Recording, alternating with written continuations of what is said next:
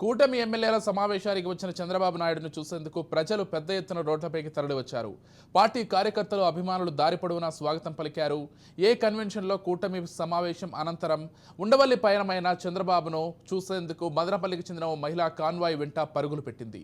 ఆ మహిళను కారులోంచి చూసిన చంద్రబాబు వెంటనే కాన్వాయ్ను ఆపి ఆ మహిళను దగ్గరకు పిలిచి మాట్లాడారు.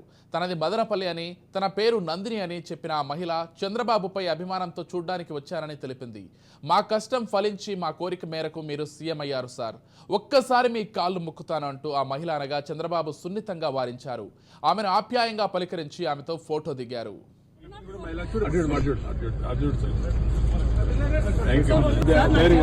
హాస్పిటల్లో చూసుకో మెడికల్ పేరమ్మా నా ప్రాణం సార్. నీ పేరమ్మా sir Nandini sir Madanapalle sir. కాలు పట్టుకుంటాను సార్. పరల కాళ్ళు